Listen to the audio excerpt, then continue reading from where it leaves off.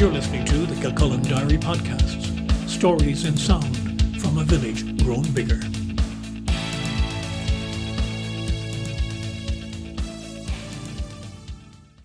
Hello, I'm Brian Byrne. In the late 1970s, I was working for the Catholic Communications Centre in Dublin as a communications trainer and as a journalist in their network tapes division. I was producing taped programmes for use in the religion curriculum in Ireland's schools. One of the tapes I spent some time working on was about Knock Shrine in County Mayo. This required travelling on a number of occasions to talk to the people who worked there. The parish priest at the time was the late Msgr James Horan, already a legend in his own time. He talked to me about when he was first posted to Knock in 1963. Well, when I came to work here, the work was very hard because there were only two of us here, the parish priest and myself. And we depended on the priest who came here with groups to help us out in our work. We also depended on the priests in the neighbouring parishes who were always very good and who are very good now, who come in every Sunday, maybe after saying two masses and helping us with confessions, because the confessional is a very big part of our work here. I think that it's really Our Lady's most important work at Knock Shrine. But we needed a lot of organisation, and if I take credit for anything, I think it's the fact that I have organised things in a much better way than they were. I've brought in a lot of priests. Here in Knock I have about 18 or 19 priests staying with me during the summer, and I regard these as a basic staff, and they are augmented very often then by the priests who come with groups and the priests who come in from neighbouring parishes, and that makes work very easy for us now. At that time we hadn't the facilities that we have now either in the matter of buildings. And one of the biggest needs we had, of course, was shelter for the pilgrims who came here. Because on a Sunday, if 15 to 20 or 30,000 came here, they just literally had to stay out in the rain. And that included a lot of invalids.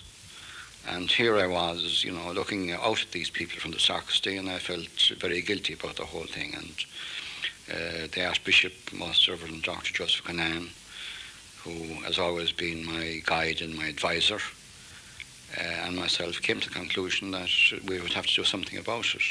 I found a lot of pilgrims coming, and I found that there were no facilities for them, not even toilet facilities, and we had to start from the bottom and build up. Then we had to shelter them. Then we had to put up other buildings, building for invalids where they can be catered for. We have the resting care unit, for instance, where they're received there. They get all kinds of facilities, medical facilities, and they get refreshments, and they get shelter. We have St. Joseph's Invalids Hostel where they can come for a week. It's a kind of a pilgrimage, it's a kind of a retreat, if you like. But they come there for a week, free, gratis, and for nothing, and we're very proud of this service, because a lot of invalids throughout the country and old people can be very lonely, and by taking them out for a week, they meet other invalids who perhaps are worse than they are themselves, and they begin to count their blessings, and it's a very, very happy occasion for them. And I always find that invalids and old people generally are wonderful, happy people. I have learned from them that happiness doesn't mean the absence of suffering, that the suffering and other ills can exist and still people can be perfectly happy and perfectly peaceful in themselves. When the facilities for the invalids had been improved, Msgr Horan and Archbishop Conan turned their attention to improving conditions for the other pilgrims. The result was perhaps the crowning glory of Knock today, the Basilica of Our Lady Queen of Ireland. We talked about it. I began to talk about it in 1969, And then we were 3 or 4 years planning it, because we had to plan it very, very carefully. And one of the first things we thought about was to have it acoustically perfect. In other words, that the sound in the church would be perfect, because if we ever got a church, you see, where you couldn't communicate with people, it would be useless at a shrine like Knock. So we planned it very, very carefully. We knew that it would have to be a round building, because that was more economical per caput, per person in the building. We also knew that it would have to be a building where everybody could see the altar. To be a big building. There was a limit to the size of it, but we built it as big as we could. And we had to limit it, of course, according to our budget as well. But we began building it in 1973. We had the plans ready then, and we got planning permission, and we started the work. The basilica took 3 years to build and cost £1.75 million. And therein lies another tale, for the basilica was one of the few modern churches built without a parish having to go into debt. People often ask me, you see, where we got the money. I said, I don't really know. It came, Our Lady sent it to us. I got so many, many letters from all over the world, particularly from Ireland. And in a way, the getting of the money was something miraculous as far as I'm concerned. I don't take any credit for it, because I think it happened in some mysterious way. The letters, of course, brought money, and people called and gave donations. But I often thought that I should write a book on the letters that I've received, because the wonderful, wonderful faith and the wonderful sincerity of the people who sent on these donations was marvellous. That I'd go down on my knees and kiss the feet of some of the people in Ireland who sent me even small donations, because it wasn't the donation so much as the wonderful faith they have, and the wonderful trust in God, and the wonderful love of God, and the respect for Our Lady. It was marvellous. I have kept a lot of these letters, and maybe someday when I have time I'll go through them and take extracts, and it will really be worthwhile publishing them to let other people see the wonderful faith that comes through to you in the words of these even ordinary people. Well, we finished it in 1976, and we were due for opening on Sunday the 18th of July. We had a big celebration then, but we had to open it earlier on the third Sunday in May of 1976. It poured from the heavens, and you couldn't ask anybody to stand outside. So in a matter of 2 hours, we had to get the place inside ready to make up an altar and to bring the people in. And they came in their thousands. And it was so marvellous that they began to sing hymns spontaneously on entering the church. And everybody there at the time, felt it was something marvellous. People even shed tears at the idea.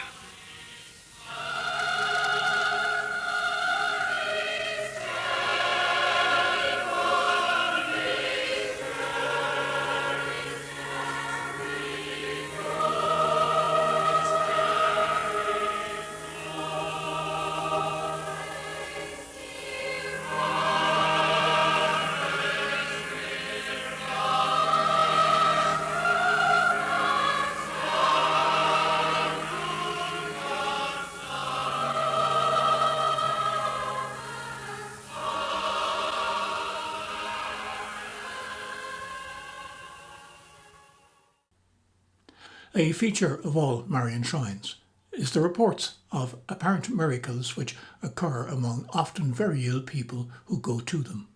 I asked Msgr Horan for his own thoughts on these phenomena. People come and ask me sometimes, is Knock Shrine recognised? Of course, now that is a silly question. There are two things to be distinguished, and one is the Knock Shrine itself. Now, Knock Shrine as a shrine where all the Orthodox devotions of the church are carried on is like any other shrine, like Lourdes or La Salette or Fatima. And Knock Shrine has all the recognition and has got all the privileges that the church can give, just as Lourdes and Fatima and La Salette have got these privileges. So there is no distinction between Knock Shrine and other shrines in that respect. Knock Shrine is regarded as one of the major Marian shrines in the world, and it has been granted certain privileges by all the recent popes. Now, the apparition is a different matter. An apparition must stand or fall on the human evidence for it. In 1877, the Congregation of Rites in Rome was asked about the apparition at Lourdes and La Salette.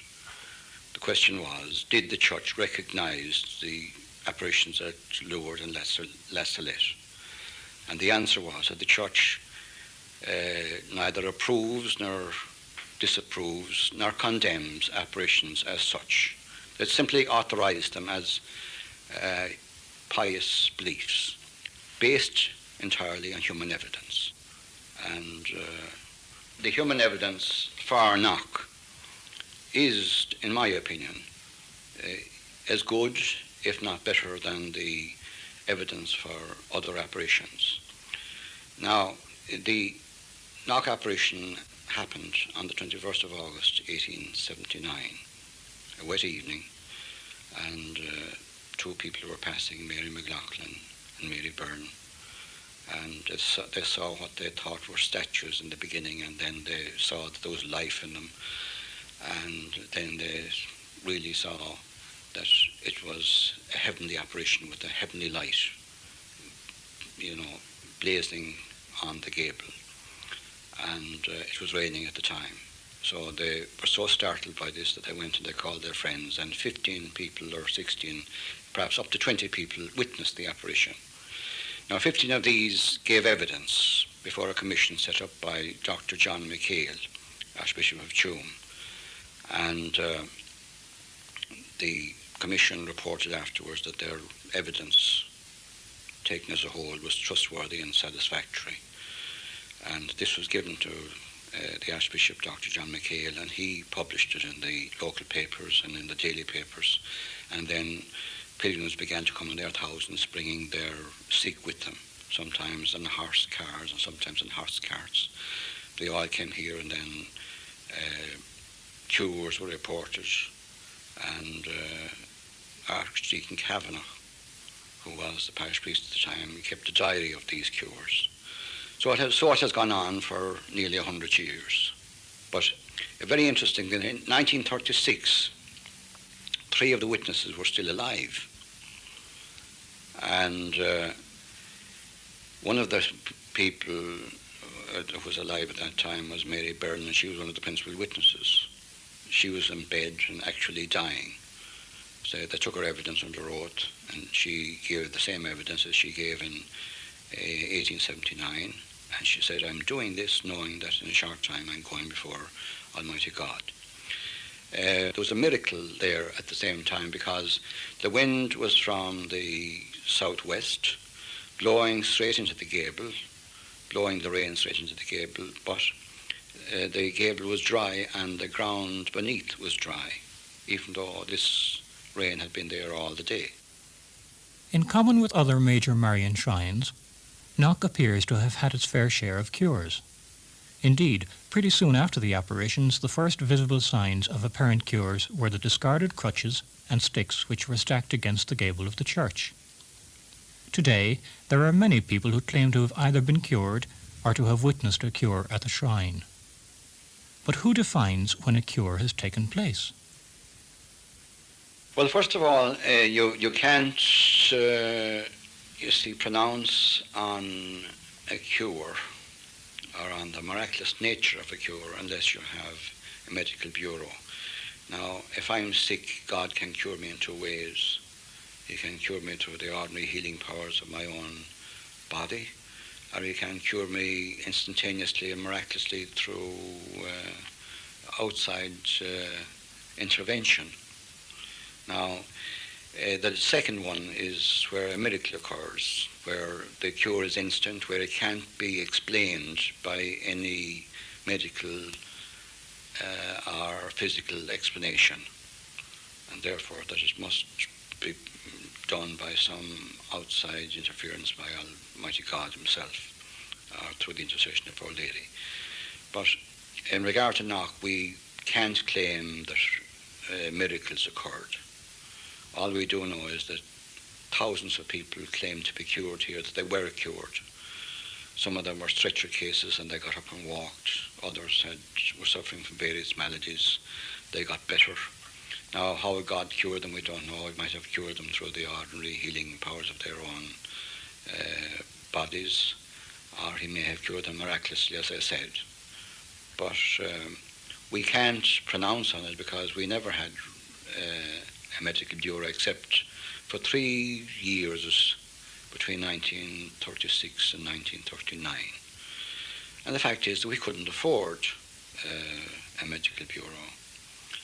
And we are up against a lot of difficulties here in Ireland about cures and about pronouncing on cures, and that is that if a person is cured, they don't want to say anything about it for 2 reasons. One is a superstitious reason, that they're afraid that if they say anything about it, that the malady might come back again. And the other is a more practical one, if you like, that if they do say anything about it, they're going to be harassed by all kinds of newspaper correspondence and by their friends and by explanations. It really upsets them. Msgr James Horan speaking to me some 4 decades ago, and that was an extract from an audio program I produced at the time for the Catholic Communications Centre. Msgr Horan passed away in 1986.